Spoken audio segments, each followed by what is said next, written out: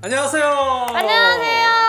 원투펀치 블루 진짜 오랜만에. 오랜만이에요. 너무 보고 싶었어요. 네, 우리 진짜 오래됐죠? 네. 오늘 나오신 분들은 근데 좀 연배가 있으신 분들이 그렇죠. 이렇게 문화센터 같아요. 왜냐하면 게스트들이 이제 거의 다 이제 끝나서 안 오시고 저희가 이제 자체적으로 만든 구성원이거든요. 그래요. 드디어 이제 원투펀치가 네. 카카오 TV에 입성을 했어요. 맞습니다. 네.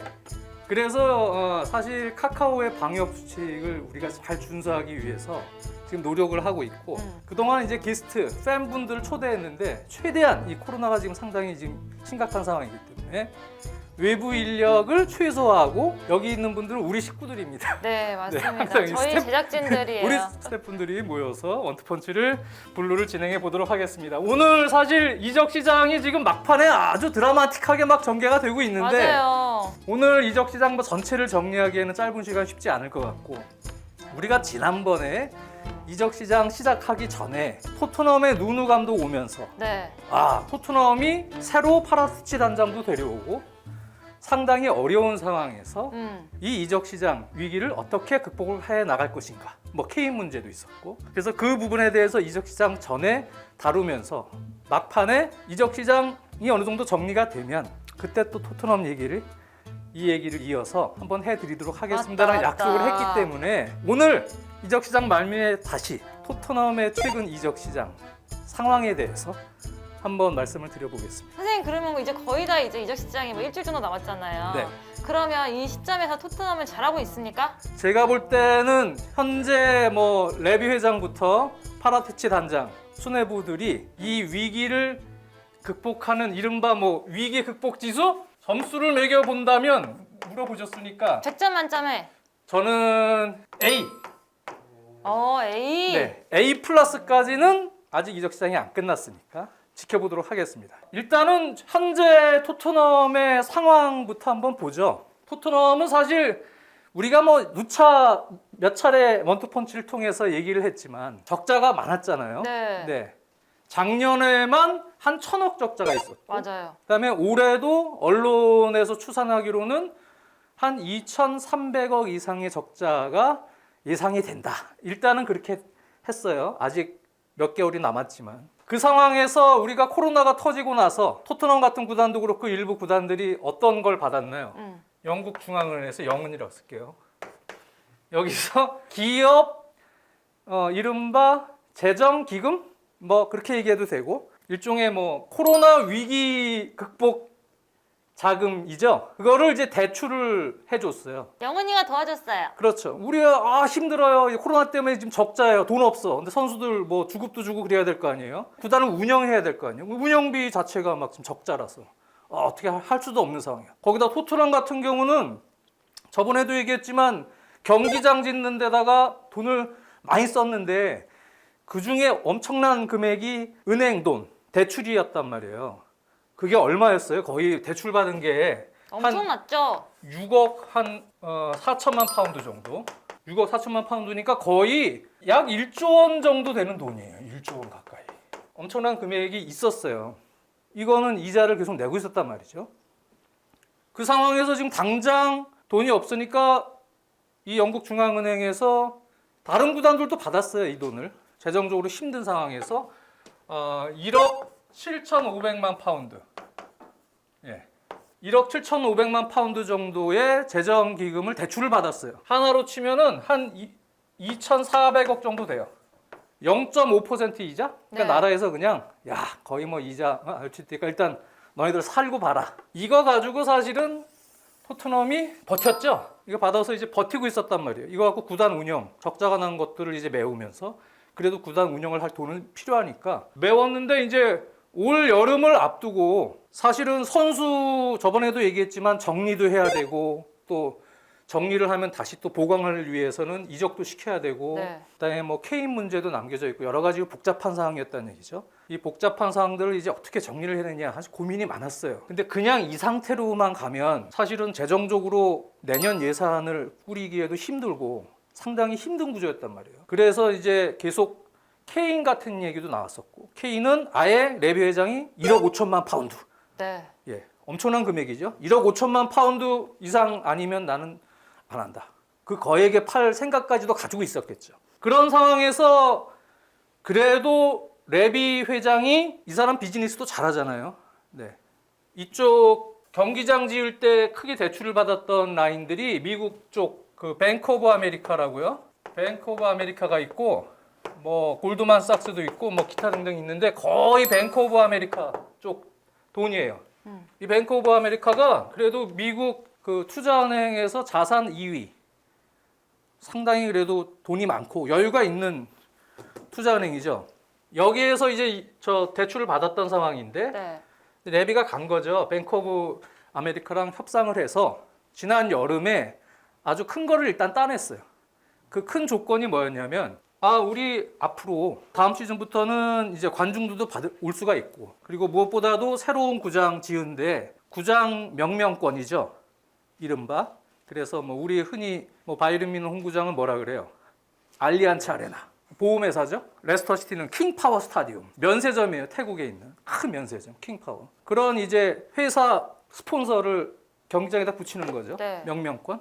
그 명명권 계약 눈앞에 있습니다. 뭐 합니까? 그 명명권 계약 같은 경우만 해도 1년에 한 400억 정도 계약이에요. 예? 400억 정도 명명권. 그리고 관중들도 이제는 들어오고 머천다이징 수입이나 기타 부분들도 올해랑 작년에는 큰 적자였지만 사실 코로나 전 2019년에는 1,000억 정도의 흑자를 냈던 팀이에요. 토트넘이. 그러니까 우리는 이제 이런 거 하면은 충분히 완전히 흑자로 전환이 될 수 있으니 일단 이 6억 4천만 파운드 여기에는 단기 상환 금액도 있었어요. 근데 당장 힘들잖아요. 그렇죠.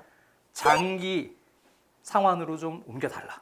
뱅크 오브 아메리카 쪽 입장에서 볼 때는 그래 토트넘이 여러 가지 비전이나 계획들을 보니 뭐 충분히 너네 번 돈으로 이자는 계속 내고 있지만 계속 분할로 어떻게 보면 이거 장기 상환을 하게 될 경우엔 꾸준하게 이 회사가 장기적으로 돈을 갚아나갈 수 있는 능력을 보는 게 중요하잖아요. 근데 구장을 새로 줬고 뭐 구단 명명권 계약도 되는 것 같고 여러 가지로 이제는 코로나 끝나진 않았지만 관중 수입들도 이제 들어오는 것 같고 앞으로 긍정적인 부분들이 많다. 네. 그 해서 뱅크 오브 아메리카가 오케이 15년 고정금리로 장기 상환으로 일단은 바꿔줬어요.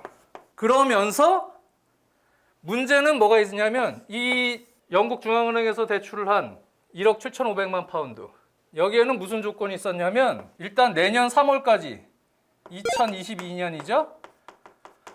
3월까지 상환을 해야 돼요. 네. 단기 상환.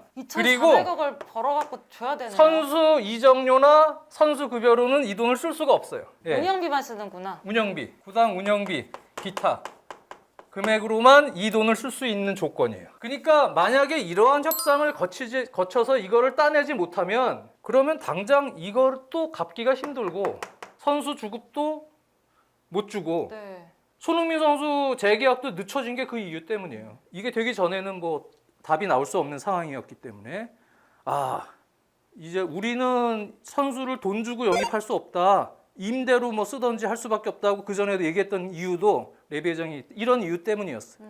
그런 어려웠던 상황에서 어찌됐든 이거를 뱅크 오브 아메리카 이쪽이랑 15년 장기 상환으로 바꾸면서 일단 이 돈 상환을 해야 되잖아요. 돈이 없어요, 근데. 네. 그래서 뱅크 오브 아메리카로부터 또 더 2억 빌렸어요? 5천만 파운드를 또 대출 받습니다. 이거 얼마 정도 되냐? 한 4천억. 15년 장기 상환도 해주고 추가로 2억 5천만 파운드를 또 대출 받아요. 그러면은 얼마예요? 8억 거의 9억 만 파운드인데 이렇게 되면은 글쎄요 뭐 15년 동안 뭐 나눠서 낸다 그래도 대충 거의 뭐 진짜 1,000억 가까이 1년에 네. 이자까지 해서 1,000억 가까이 내야 되는 돈이에요. 엄청난 부담이죠, 물론. 부담이지만 뭐 2019년에 1,000억 정도의 수익을 냈었고 그동안 토트넘의 구단 운영의 특성들을 보면 레비는 웬만해선 적자 안 보려고 구단을 운영하는 사람이에요. 적자 안 보고. 똔똔 맞추거나 아니면 어떻게든 흑자를 만들어내려는 스타일이기 때문에 우리 앞으로 더 벌 수 있다. 이거 내면서도 구단 수익을 증대 계속 시켜서 운영할 수 있다라는 어떤 기대 심리, 희망이 있었다고 생각이 들어요. 은행이 네. 얼마나 똑똑한데요. 신용이 있어야 대출을 그럼요. 한다고요. 네. 물론 지금 보세요. 뭐 대출 금액 전체 총 규모는 엄청 많아요. 많지만 일단은 지금 상황은 어떻게 됐어요? 2억 5천만 파운드 가져오면서 뭘 갚아야 돼요? 일단 이걸 갚아야 되죠. 네. 단기 상환 갚았어요. 먼저 한숨을 돌린 거예요. 일단 큰 한숨을 돌렸어요. 급한 불을 껐어요. 급한 불을 끈 상황인데 문제는 그렇게 해도 부담이 크죠. 아까 얘기했지만 1년에 한 나눠서 15년 낸다고 치면 한 1,000억씩은 계속 내야 되는 부담이 있고, 그리고 이거 빼면은 한 1,600억 남잖아요. 2억 5천만에 이거 빼면은 한 1,600억. 요거 가지고 이제 여름에 선수들 주급도 정리하고 이적 예산도 쓰고 운영비로도 쓰고 해야 되는 거예요. 이거 하면서 다음 시즌 대비해서 뭘 해야 되냐? 내년도 예산까지도 짜야 어느 돼요. 정도는 준비를 해놓고 있어야 되는 거예요. 다음 시즌은 근데 문제는 리스크가 있기 때문에 아직도 코로나 시국이란 말이에요. 사실 어떻게 될지 몰라요. 지금 좀 나아졌네?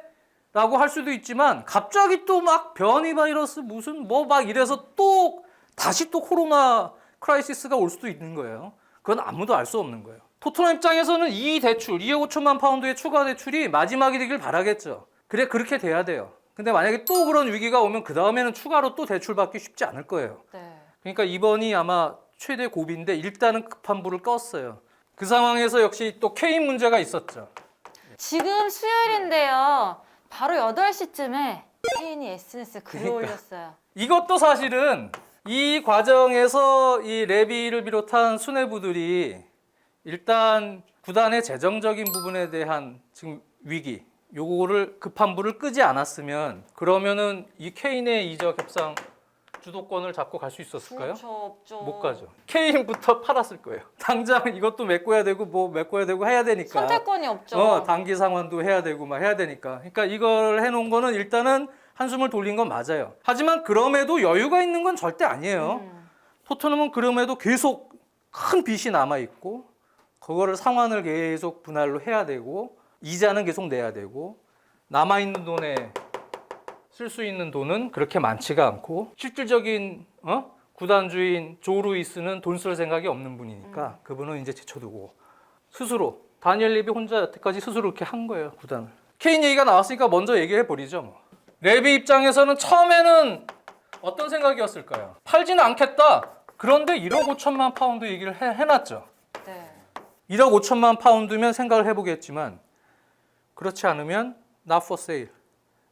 팔지 않겠다 라는 입장이었는데 저번에 원투펀치 시간에도 우리 예전에 누누할 때 네. 얘기했지만 선수들 여러 정리해야 되고 케인 문제는 1억 5천만 파운드를 박아놓고 과연 이 금액을 제시할 수 있는 구단이 있겠느냐, 그거를 제시할 수 있으면 생각을 해볼 테지만 그 당시 시점만 해도 그랬죠. 근데 제 생각에는 점점 이적 시장 중간에 레비는 어느 정도는 자신감이 붙은 것 같아요. 일단 잉글랜드 리그 프리미어리그 같은 경우는 그런 부분도 좀 영향을 미쳤다고 생각이 들어요. 관중을 풀로 채울 수 있어요. 네. 24시간 안에 코로나 음성 확인서만 보여주면 되는 거예요. 확인이 되면. 다른 리그랑 다르죠. 다른 리그 뭐 그냥 50% 채우고 뭐 다른 리그는 아직 그렇게 못한단 말이에요. 근데 프리미어 리그는 그 큰 구장 토트넘에 일단 꽉 채우는 걸 봤어요. 경기장만 보면 정상화가 네. 된 것 같아요. 홈구장을 봤단 말이에요, 레비가. 이제는 잘하면 정상적인 수익으로 돌아올 수 있겠다. 2019년에 기록했던 수익보다도 이제는 경기장 명명권도 돈이 들어오고 연 400억이라는 돈이 큰 돈이에요. 들어오고 뭐 하면 그러면 구장 건설 때문에 대출받은 돈들 하나하나 갚을 수 있는 정도의 저거는 있겠다. 되겠다. 아마 여러모로 자신감이 조금씩 붙은 것 같아요. 그러니까 그게 없었으면은 레비를 조금 절충점에서 아마 고민을 했을 시기도 분명히 있었을 것 같아요. 분명 고민은 계속 있었겠죠. 케인은 무조건 나가고 싶다고 했고 네. 과거에 자기가 나가고 싶다고 할 때 내보내줘라. 계약서는 쓰지 않았지만 이른바 신사협정을 했었죠, 구두로. 그것 레비도 알겠죠. 알겠지만 지금은 이제 상황이 좀 바뀌었기 때문에 케인의 입장을 들어줄 수는 없는 상황이에요.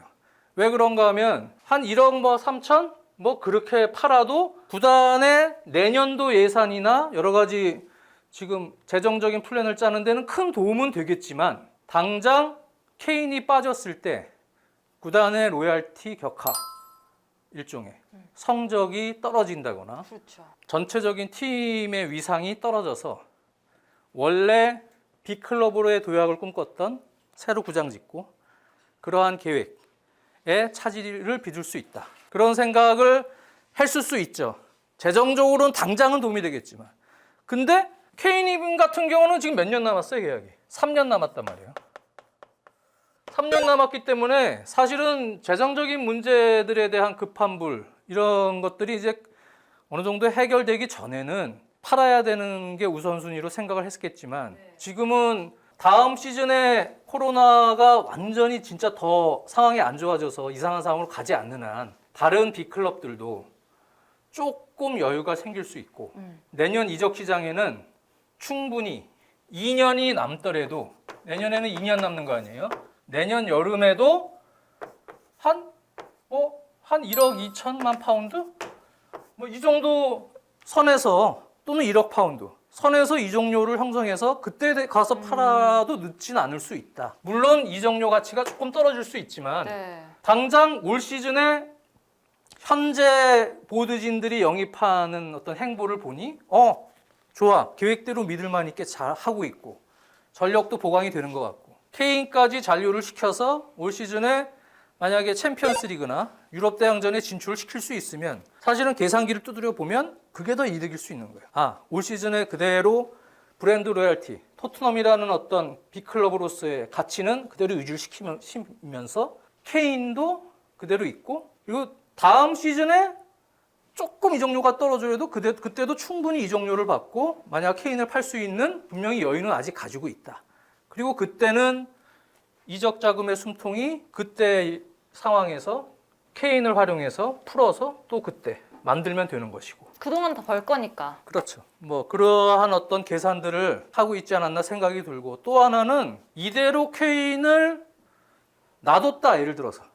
근데 안 팔고 내년에 팔아도 돼. 이제는 괜찮아. 이렇게 이제 확신이 들어서 아예 안 팔기로 했는데 케인은 계속 가고 싶다고 이적 시장 막판까지 놔둘 경우에 그런 선수들 예전에 꽤 있었잖아요. 네. 뭐 예를 들어서 누구 있어요? 뭐 알렉시스 산체스? 뭐 예를 들면 막 떠난다고 아스날에서 나간다고 막 태업 비슷하게 하고 막 꾀병 부리고 막 이랬단 말이에요 옛날에. 그러다가 어떻게 됐어요? 그 다음 시즌에 결국 못 가고 그 반 시즌 있다가 맨유 갔죠. 근데 폼이 완전히 이렇게 떨어져가지고 갔잖아요. 그때도 알렉산더스 나이가 한 그 정도 비슷할 거예요. 케인 나이쯤 됐을 거예요. 그러니까 요 나이 때는 그렇게 방치해두고 또 팀에 대한 동기부여도 없어지고 여러 가지로 팬들로부터는 또 심리적 압박을 받고 스트레스 받고 이러면 선수가 갑자기 또 폼이 꺾이고 문제가 생길 수 있고 그렇게 한 시즌 놔뒀더니 가치는 뚝 떨어졌고 이래버릴 수 있으니 일단 레비나 보드진 입장에서는 케인을 빨리 설득을 시켜야 되니까 케인은 형하고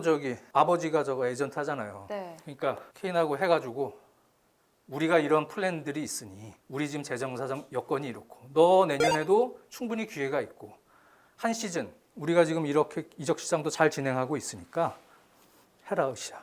빨리 마음을 잡아라. 그래야 팬들로부터 더 늦기 전에 정상화된 팬심을 받고 너가 경기장에서 동기부여를 발현할 수 있다. 팀에도 도움이 되고. 상황을 보니까 아무리 레비가 1억 5천만 파운드면은 이적을 고민했다고 해도 시티의 입장을 보니 줄 생각이 없는 거예요. 그쵸. 시티도 1억 5천까지는. 그러면 제가 위기 극복 지수를 A를 준 이유 중에서 네. 물론 레비도 잘했지만 사실 잘한 부분은 보드진을 잘 데려온 것 같아요.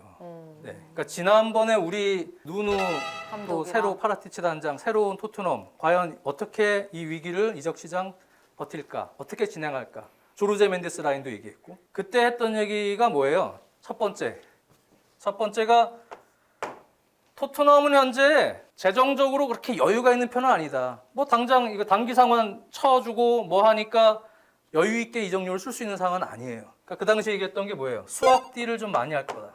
네. 네, 수합 딜을 많이 해야지 돈이 안 드니까. 선수들 정리할 선수들은 뭐 이렇게 정해져 있잖아요. 누구 있어요? 그 당시에 뭐 라멜라, 은돔벨레는 요즘에 갑자기 이제 들어왔고 뭐 우리에 뭐 시소코 뭐 윙스 뭐 이런 선수들이잖아요. 선수들은 이제 정리할 때로는 정리하고 새롭게 영입을 해야 되는데 돈을 어떻게 하면 안 쓰고 왜? 이런 돈은 지금 내년 예산까지도 고려해 보면 남겨놔야 되거든요. 최대한 어떻게든지 수합딜을 통해서 어떻게 해보느냐. 두 번째, 가성비 좋은 선수를 찾아야 돼요. 파라티치 단장을 영입한 이유이기도 해요. 잉글랜드 선수들은 그동안 레비가 하던 대로 뭐 잉글랜드 선수들끼리 이적은 뭐 한다? 돈이 있을 때 잉글랜드 선수들은 뭐가 있어요? 홈그라운. 홈그로운 이점이 있긴 있지만 이적료 거품이 엄청 세요. 예, 잉글랜드 프리미어 리그들끼리는 선수들. 그러니까 여기서 영입을 하는 것보다는 레비가 하기에는 조금 약한 라인이지만 저쪽 라인을 좀 잘 팔 수 있는 사람. 네. 어느 쪽이에요? 이탈리아 라인. 이탈리아. 세리아. 그렇죠. 세리아나 이쪽 라인을 잘 팔 수 있는 사람. 그리고 누누 같은 사람도 영입하면서 또 조르제 멘데스 라인이잖아요. 다. 파라티치도 다 조르제 멘데스 라인이에요. 이러한 이제 에이전트들. 이 에이전트들은 스페인 프리메라 리가 쪽 라인하고도 많이 연결이 돼 있어요. 포르투갈하고도 워낙 친하긴 하지만 이런 라인도 활용을 해야 되죠. 그러니까 뭐 예를 들어서 조르제 멘데스 라인 이것도 활용을 해야 되고 또 선수 정리도 잘 해야 되고 그렇죠? 근데 지금 과정을 이렇게 보면 사실 레비가 원했던 대로 되어가고 잘 있어요. 진행이 되고 있어요. 수합딜 세비야에 누구 수합딜 했어요? 브라이언 힐. 브라이언 힐. 근데 브라이언 힐이 가성비도 있는 선수라고 볼 수 있지 않을까요? 그럼요. 유망주니까? 브라이언 힐을 누구랑 바꿨어요? 라멜라를 세비야로 보내면서 돈은 조금 더 주긴 했어요. 수합딜 하고 한 340억인가 뭐 한 그 정도 돈을 더 주긴 했어요. 한 340억 정도. 유망주니까 잠재력이 있잖아요. 아직 나이가 어리고 워낙 기술적 역량과 센스, 드리블, 돌파 능력이나 여러 가지 재능이 뛰어난 자원이기 때문에 이 브라이언 힐은 팀하고 잘 녹아들지 못했던 라멜라를 보내고 수합딜이 잘 된 케이스라고 저는 보여져요. 또 세리아에서는 파라티치가 단장이 누구 데려왔어요? 아틀란타에서 올리니 키퍼, 그렇죠? 로메로, 그렇죠? 센터백 두 명 다 어떻게 데려왔어요? 임대 후 이적 조건이에요. 그러니까 지금 당장 돈을 이적료를 안 써요. 내년으로 다 넘겨버린 거예요. 골리니 키퍼는 임대 후 완전 이적 조건. 네. 20경기 이상 뛰면 완전 이적을 시켜야 돼요. 그 조건이에요. 로메로는 임대 후 완전 이적 의무. 의무 완전 이적 조항이에요. 이거는 이제 임대하고 그 다음에는 이제 완전 이적료를 다음 시즌에 주라는 거예요. 달라는 거예요. 후불인 거죠. 일종의 이적료 후불. 다음 시즌으로 다 넘겼어요.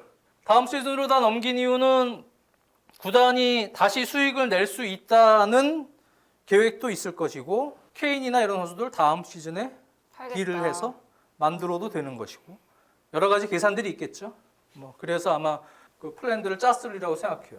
그럼 골리니가 잘하면은 처음부터 잘하면 좀 빨리 쓰겠네요, 계속. 그렇죠. 그러니까 골리니 같은 키퍼는 지금 일단은 요리스 키퍼가 있는데 요리스가 이제 계약이 1년밖에 안 남았어요. 네. 그리고 나이가 이제 아직 좀 많은 편이고 하니까 대체자로. 골리니 키퍼는 일단 써보긴 하는데 아틀란타에서 지난 시즌에 약간 부침이 있는 시기도 있었거든요. 감독과 갈등이 있는 시기도 있고 약간의 조금 지지난 시즌보다는 안 좋았던 부분들이 있었기 때문에 그래서 이제 그런 리스크 때문에 아마 20경기 조항 놓은 것 같아요. 네. 해놓고 보겠다는 거고 보고 잘하면 많이 쓰고 아니면 괜찮으면 말고. 뭐 유리스 이제 혹시 떠나면 그다음에 이제 골리니를 밀겠다 뭐 이런 생각도 있을 것 같고 로메로는 이제 센터백 알더베르트 빠지고 뭐 이제 교체도 해야 되고 여러모로 3백에서도 뛸 수 있고 뭐 장점이 많죠 이 선수는. 그래서 이제 이 라인에 들어왔어요. 그러니까 저희가 미리 사실은 지난번 이적 시장 전에 이런 형태로 레비는 원하고 있다고 하는데 지금 착착 잘 들어가고 있는 거예요. 네. 조르제 멘데스 라인을 또 활용을 하고 있죠. 지금 이적이 확정이 안 됐지만 아다마 트라오레. 조르제 멘데스 라인이에요? 이거는 이제 조르제 멘데스 소속 선수는 아닌데요. 근데 이 선수가 울버햄튼 저거잖아요. 네. 근데 지난번에도 얘기했지만 멘데스하고 울버햄튼은요 사실상 같은 저거예요. 그러니까 울버햄튼이 그 중국 푸싱 그룹 네. 산하잖아요. 조르제 멘데스 회사도 중국 자본이 들어와서 만든 회사고요. 여기랑 아주 거의 뭐 그냥 한 팀 같은 그냥 존재예요. 그래서 울버햄튼에는 뭐 라울 히메네즈를 비롯해서 네베스 등등 해갖고 거의 50% 포덴세 뭐 해갖고 조르제 멘데스 선수들이 깔려 있어요. 쫙. 그러니까 울버햄튼을 그래서 유럽에서는 막 멘데스 팀이라고도 해요. 네. 그래서 멘데스한테 바라는 거는 뭐였어요? 처음에 상당히 어려울 때, 아 우리 돈 없으니까 어떻게든 임대나 뭐 수합딜을 해서 우리가 일단 선수 변화를 좀 주긴 해야 되는데 누누도 영입을 하고 어떻게든 조르제 멘데스 라인 활용해서 메이드를 좀 해달라. 메이드 이렇게 만들어 달라는 얘기예요. 그러니까 예를 들어서 아다마 트라우레 지금 계속 임대 후 이적 요구하고 있어요. 울버햄튼한테 임대 후 이적 해달라. 여기에는 이제 뭐가 있냐면 조르제 멘데스가 발렌시아에 자기 선수 게데스가 있거든요. 네. 이 게데스를 울버햄튼으로 넣어주겠다라는 그러한 딜이 같이 있을 거라고 저는 보여져요. 분명히 아마 그렇게 만들어놨기 때문에 지금 울버햄튼하고 얘기를 하고 있지 않나. 네. 그래서 아다마 트라오레 선수는 돌파력이 워낙 좋잖아요. 힘이 좋고. 그러니까 지금 전체적으로는 조르제 멘데스 라인도 지금 활용해서 섞고 있고 아마 조르제 멘데스는 시티하고 여러 가지 상황에 대해서 레비가 재정적으로 내년 다음 시즌까지 구상을 완벽하게 완료를 하지 않았을 때 시티 쪽에 대한 딜로 한번 조르제 멘데스는 계속 아마 누누나 이쪽 레비를 도와주려고 노력은 했을 거예요. 네. 그래서 아마 자기 선수 중에 이제 예를 들어서 맨시티에 베르나르도 실바가 있단 말이에요. 이 베르나르도 실바 같은 경우는 시티에서 약간 잉여 좋은 존재처럼 올 시즌에는 막 시작할 때 지금 그렇게 지금 인식이 되고 있기 때문에 아마 베르나르도 실바 껴서 플러스 케인의 이적료 뭐 그러한 딜도 조르제 멘데스가 아마 이렇게 찔러봤을 수 있죠. 나름 도와주려고 했을 수는 있죠. 근데 지금은 이제 두 멘데스도 그렇고 이 양반 레비도 그렇고 절대 손해보는 장사는 안 하는 사람들이에요. 네. 중요한 거는 절대 손해보는 장사는 안 해요. 근데 이제 누누 넣어줬고 누누는 뭐 조르제 멘데스하고 완전 제일 친한 친구이자 첫 고객이자 뭐 완전 그냥 한 몸이에요. 뭐 파라티치도 이쪽 멘데스 라인이고 하다 보니까 아무래도 이제 그런 부분들이 있겠죠. 근데 이제 그렇게 찔러봐 줬는데 뭐 시티에서 그게 안 되면 뭐 조르제 멘데스 입장에서는 여러 가지를 생각을 했겠죠. 자기도 이제 이득을 취해야 되니까. 그러니까 요즘에 뭐 호날두 선수 이렇게 넣어봤잖아요. 네. 멘데스가 호날두도 자기 선수거든요. 호날두도 1년 남았어요.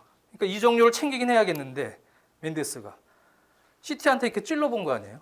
찔러봤는데 시티가 혹시 혹하면 좋은 가격에 팔고 그러면은 뭐 레비는 그래 뭐 안 팔아도 돼 케인 그 놔둬도 되는 거고 뭐 의사를 떠봤을 수도 있겠죠. 시티 쪽에다가 딱 넣어봤는데 아 우리 케인 아니면 안 사 이런 의사를 놓으면 그러면 뭐 저쪽 레비 입장에서도 아 그래 주도권 잡고 혹시 모를 이적 협상 막판에 뭔가 변수를 만들 수도 있는 거고.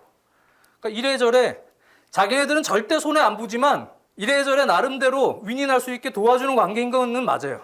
그럼 이렇게 되면은 우리가 원래는 지난 클래식에서 4강 얘기를 했잖아요. K에 남고 이렇게 트라우레까지 오면은 4강 안에도 들어갈 수 있는 전력이 될까요? 그때도 이제 케인의 거취가 불투명한 상황에서 얘기였잖아요. 그렇죠. 근데 이제 케인이 잔류를 지금 토트넘에 하면 그러면 뭐 충분히 저는 토트넘이 4강 유업할 수 있는 전력이 되는 거예요. 거기에 지금 영입을 계속 하려고 시도를 하고 있고 그렇죠. 선수 정리가 완전히 마무리가 안 됐지만 계속 또 파라티치 라인 쪽은 또 어디예요? 세리아 이쪽 라인 또 은돔벨레를 지금 누구랑 바꾸려고 그래요? 유벤투스에 자기가 유벤투스 단장이었잖아요. 그러니까 유벤투스 라인이란 말이에요. 또 파라티치는 유벤투스의 맥케니하고 지금 수합딜을 하려고 그래요. 저는 아주 좋은 수합딜이라고 보여져요. 은돔벨레하고. 은돔벨레보다는 맥케니 같은 유형이 사실은 약간 정말 열심히 뛰고 공격도 지원도 좀 해주고 중앙에서 또 수비 리커버리 정말 열심히 해주면서 약간 이 선수가 박지성 DNA가 약간 있는 선수예요. 신장이 두 개구나.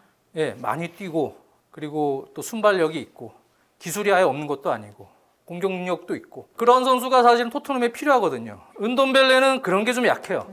근데 이 은돔벨레도 감독마다 잘 쓰게 되면 잘 활용할 수 있어요. 한때 좋았잖아요, 은돔벨레. 근데 올 시즌 감독 바뀌고 지금 중용을 못 받으니까 당장 완전 밀려났잖아요. 그러니까 이제 삐져가지고 이제 나가겠다 그러니까 이제 하려고 하는 것 같아요. 맥케니 같은 유형은 저는 오면 좋다고 보여져요. 이 선수. 유벤투스에서는 글쎄요, 뭐 어떻게 생각할지 모르지만 제가 볼 땐 좋은 선수다. 토트넘에 되게 도움을 많이 줄 수 있는 선수다라는 생각이기 때문에 아직 뭐 확정이 안 된 선수까지도 얘기를 했지만 이외에도 지금 여러 선수들이 물망에 오르고 있어요. 근데 맞아요. 지금 큰 틀에서 보면 토트넘의 이 이적 시장, 파라티치 단장을 비롯한 수뇌부들의 이적 행보는 지금 레비가 처한 현재 상황에서 요구하는 부분에 대해서 아주 잘 부합한 그런 이적 시장을 행사하고 있어요. 재정적인 부분을 고려할 때는 아주 적당한 지금 물론 돈 내는 걸 지금 다음 시즌으로 다 밀어놓긴 했지만 지금 상황에서는 사실 이게 최선의 선택이고 네. 이런 상황으로 일단 팀을 계속 좋은 강팀으로 만들어 놓는 게 중요해요. 프리미어 리그에서 토트넘처럼 이제 야망을 지금 키우고 있는 팀은 그거를 유지시키면서 다음 시즌에 혹시 캐리 케인이 또 거액의 이적료로 나가더라도 또 그때 그 이적료로 새로운 또 조금 젊은 선수를 공격수를 다시 또 키워서 다시 또 나중에 큰 거액에 팔고 할 수 있는 선순환을 만들 수 있는 또 기회가 되기 때문에 지금 시기에서는 제가 볼 때 이 시점에서 레비도 최선의 선택을 지금 하고 있다. 상당히 고민하는 시간이 많았겠지만 비즈니스, 금융권과의 비즈니스 딜도 상당히 잘했고 수뇌부의 변화도 아주 잘 줬고 여러모로 지금 팀에 필요한 상황에 대한 그러한 부분들을 무리하지 않게 철저히 계산하에 잘 수행하고 있는 것 아닌가라는 것이 제 생각이에요. 지난번에 우리가 누누 선임되고 이적 시장 전에 토트넘 얘기했고 지금 이적 시장 말미에 지금 정리하면서 얘기하기에 처음에 지금 질문을 주셨지만 저는 A를 주고 싶다. 토트넘 팬들 희망을 가질 수 있습니다 이제. 아유 오늘 저 문화센터에 찾아오신 연로하신 분들 네. 오늘 들어주시느라고 너무 감사했고요. 다음 시간에는 글쎄 어떤 주제가 될지 모르겠는데 뭐 여러 이슈들이 많은 것 같아요. 다음 시간에 이제 최종 예선 월드컵도 시작이 되고 뭐 이적 시장 총정리가 될지 또 큰 이적 이슈가 생길지 한번 지켜봐야 될 것 같습니다. 다음 네. 시간에 뵙겠습니다. 다음 블로도 기대하겠습니다. 네 감사합니다.